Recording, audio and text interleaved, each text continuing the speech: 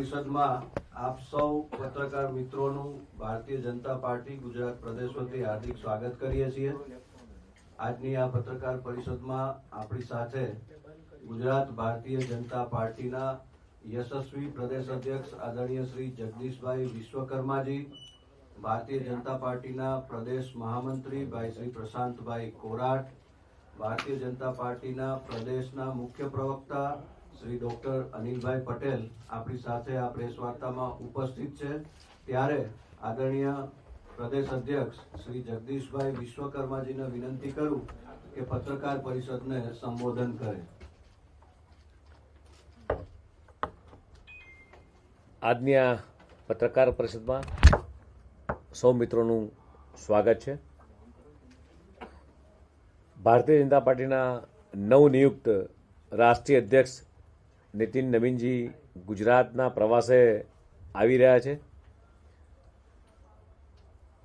3 દિવસના પ્રવાસમાં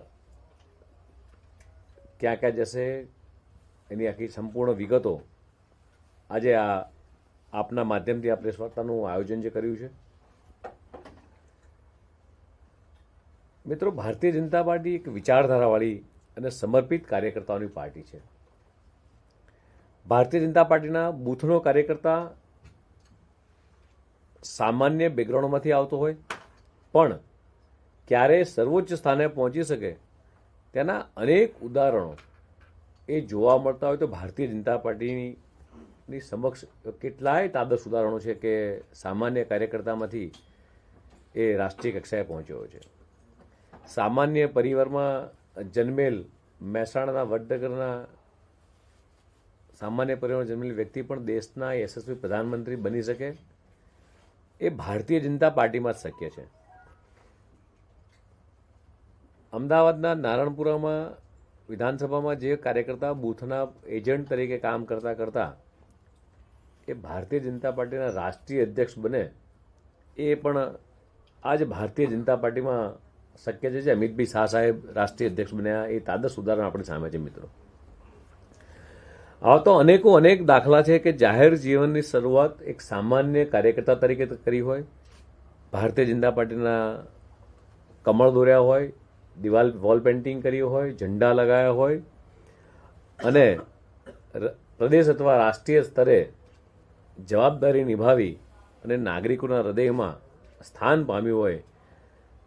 અને એટલા માટે જ કહેવાય છે કે ભારતીય જનતા પાર્ટી એટલે પાર્ટી વિથ ધ ડિફરન્ટ એ મિત્રો આ વસ્તુ બતાવી રહી છે। તાજેતરમાં જ ભાજપના શીર્ષક નેતૃત્વ દ્વારા ભાજપની વિચારધારાને સમર્પિત યુવાવસ્થાથી ભાજપમાં જ સક્રિય ભૂમિ ભજવનાર બિહાર પ્રદેશ યુવા મોરચાના અધ્યક્ષ તરીકે જેમણે ભૂમિકા ભજવી છે, રાષ્ટ્રીય યુવા મોરચાના મહામંત્રી તરીકે, છત્તીસગઢ અને સિક્કિમના પ્રભારી તરીકે, ધારાસભ્ય તરીકે અને સરકારના બિહાર સરકારમાં મંત્રી તરીકે જેણે જવાબદારી નિભાવી છે અને સફળતાપૂર્વક આ જવાબદારીનું વહન કર્યા બાદ એક કાર્યકર્તાનું ઘડતર થતાં આજે નીતિન નવીનજી એ ભારતીય જનતા પાર્ટીના રાષ્ટ્રીય અધ્યક્ષ તરીકેની કમાન એ શીર્ષક નેતૃત્વે જ્યારે એમને સોંપી છે। માત્ર 45 વર્ષની આયુ ધરાવતા શ્રી નીતિન નવીનજી એ ભારતીય જનતા પાર્ટીના અત્યાર સુધીના સૌથી નાની વયના અધ્યક્ષ તરીકે નિયુક્ત પામ્યા છે। અને મિત્રો, આ બધું ભારતીય જનતા પાર્ટીમાં જ શક્ય છે। ભારતીય જનતા પાર્ટીના અધ્યક્ષ તરીકેની જવાબદારી સંભાળ્યા બાદ નીતિન નવીનજી 20 ફેબ્રુઆરીએ પ્રથમ વખત જ્યારે ગુજરાત પ્રવાસ આવી રહ્યા છે, ગુજરાતના હજારો લાખો કાર્યકર્તામાં ઉત્સાહ જોવા મળી રહ્યો છે। નીતિન નવીનજીને જોવા માટે, મળવા માટે, એમને આવકારવા માટે ખૂબ ઉત્સાહ કાર્યકર્તામાં જોવા મળી રહ્યો છે। તેઓ ત્રિદિવસીય ગુજરાતના પ્રવાસ અંતર્ગત 20, 21, 22 ફેબ્રુઆરી દરમિયાન તેઓ અમદાવાદ અને ગાંધીનગર ખાતેના વિવિધ કાર્યક્રમોમાં ઉપસ્થિત રહેવાના છે। નીતિન નવીનજીનું 20 ફેબ્રુઆરી બપોરે 12:30 વાગે અમદાવાદ સરદાર વલ્લભભાઈ પટેલ એરપોર્ટ ખાતે આગમન થવાનું છે, જ્યાં કાર્યકર્તાઓ દ્વારા સ્વાગત અભિવાદન કાર્યક્રમ આયોજન કરવા સાથે ભાજપના આગેવાનો અને કાર્યકર્તાઓ સાથે તેઓની ગુજરાતની આ પવિત્ર ધરા પર તેમને આવકારશે। મિત્રો, 20 ફેબ્રુઆરી શુક્રવારે બપોરે 3:30 વાગે નીતિન નવીનજી અમદાવાદ નાણપુરા ખાતે જીએસસી બેંક ખાતે સંસદ સભ્યો ધારાસભ્યો સાથેના વાર્તાલાપ અને સંવાદ કરવાના છે. 20 ફેબ્રુઆરી સાંજે 5:30 વાગે તેઓ ગાંધીનગર ઇન્ફોસિટી ખાતે વિવિધ એસોસિએશનના પદાધિકારી જેમ કે ઇન્ડસ્ટ્રીઝ હોય, ચાર્ટર્ડ એકાઉન્ટ હોય, ઉદ્યોગકારો હોય, ડોક્ટર્સ હોય, આવા લોકો સાથે બજેટની ચર્ચા, બજેટ મીટ કાર્યક્રમમાં ઉપસ્થિત રહેવાના છે અને સંવાદ કરશે. તેવી જ રીતે પ્રવાસના બીજા દિવસે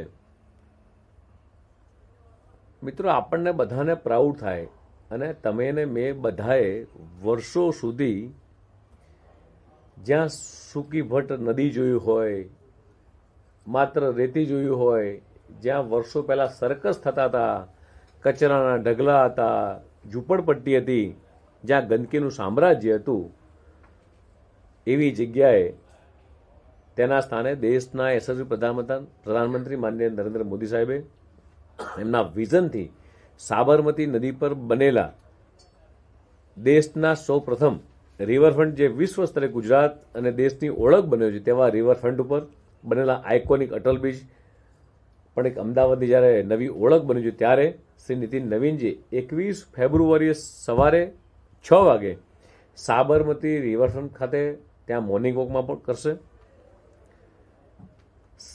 તારીખ 21 તારીખે શનિવારે સવારે 8:45 વાગે નીતિન નવીનજી પ્રાચીન પૌરાણિક ઐતિહાસિક મહત્વ ધરાવતા નગરદેવી ભદ્રકાળી માતાના મંદિરે દર્શન કરશે. રાષ્ટ્રીય અધ્યક્ષ શ્રી નીતિન નવીનજી ગુજરાતના ભાજપાના પ્રદેશ કાર્યાલય પર કોબા ખાતે 21 તારીખે સવારે 11 વાગે પ્રદેશના તમામ પદાધિકારીઓ, સંગઠનના હોદ્દેદારો, સિનિયર આગેવાનો, કાર્યકર્તાઓ સાથે એ સંવાદ કરવાના છે મિત્રો.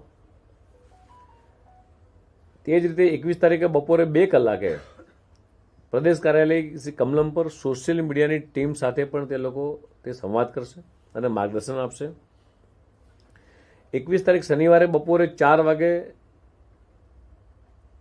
નીતિન નવીનજી પ્રધાનમંત્રી નરેન્દ્ર મોદીજીના ડ્રીમ પ્રોજેક્ટ અને દેશનું સૌપ્રથમ ઇન્ટરનેશનલ ફાઇનાન્સ ટેક સિટી, જ્યાં અત્યારે 400થી વધારે કંપનીઓ કાર્યરત છે એવા ગાંધીનગર સ્થિત ગિફ્ટ સિટી ખાતે યંગ વોઇસ સમિટમાં યુવા ઉદ્યોગ સાહસિકો અને સ્ટાર્ટઅપ ફાઉન્ડેશનને સંબોધિત કરવાના છે. વિઝનરી વડાપ્રધાન, દેશના યશસ્વી પ્રધાનમંત્રી માનનીય મોદી સાહેબે જે વિકસિત ભારત 2047નું જે સ્વપ્ન જોયું છે અને યુવાનો પોતે કઈ દિશામાં આગળ વધી રહ્યા છે, આ એક સારો સંવાદ ગિફ્ટ સિટી ખાતે થવાનો છે. 21 તારીખે સાંજે 5:30 વાગે અમદાવાદ ખાતે જીએમડીસી હોલ ખાતે બૂથના કાર્યકર્તાઓનું સંમેલન કરવામાં આવશે. બૂથ સમિતિ સુધીના કાર્યકર્તાઓનું એક સંમેલનનું આયોજન કરવામાં આવ્યું છે. ને છેલ્લા અને ત્રીજા દિવસના પ્રવાસે યુનેસ્કો દ્વારા વર્લ્ડ હેરિટેજ સિટી તરીકેનું જે બિરુદ મળ્યું છે, પોળ સંસ્કૃતિ અમદાવાદની આગવી ઓળખ બની છે, ત્યારે 22 ફેબ્રુઆરી રવિવારે નીતિન નવીનજી અમદાવાદના ખાડિયા ખાતે 10:45 કલાકે પ્રધાનમંત્રી શ્રી નરેન્દ્ર મોદીજીની મન કી બાતના કાર્યક્રમ નિહાળશે અને ત્યારબાદ 22 તારીખે બપોરે 12:30 વાગે અમદાવાદથી એ દિલ્હી જવા રવાના થશે. રાષ્ટ્રીય અધ્યક્ષ બન્યા બાદ એ દેશના આમ જોવા જાવ તો પ્રથમ વખત રાષ્ટ્રીય અધ્યક્ષ તરીકેના ગુજરાતમાં પ્રવાસ આવી રહ્યા છે. હજારો લાખો કાર્યકર્તાઓ પોતાના અધ્યક્ષ આવતા હોય એટલે એમને આવકારવા માટે થનગની રહ્યા હોય. રાષ્ટ્રીય અધ્યક્ષ તરફથી મળતા માર્ગદર્શનની મહેચ્છાઓ સંગઠનના કાર્યકર્તાને હોય, ધારાસભ્ય હોય, સંસદ સભ્ય હોય, અને સાથે સાથે જે રાજ્યમાં જાય, જે સિટીમાં જાય, ત્યાંની ભૌગોલિક પરિસ્થિતિનો તાગ પણ મળે, સ્થાનિક પરિસ્થિતિ લોકોને પણ મળે, પૌરાણિક જગ્યાએ પણ જાય. તેથી આખા રાજ્યનો ચિતાર આવતો હોય છે. એવી જ રીતે રાષ્ટ્રીય અધ્યક્ષનો 3 દિવસીય પ્રવાસ જે આયોજન થયું છે એ આયોજનનો આખો ભાગ છે જેની વિસ્તૃત ચર્ચા કરી છે. સૌનો આભાર. ભારત માતા કી જય. વંદે માતરમ.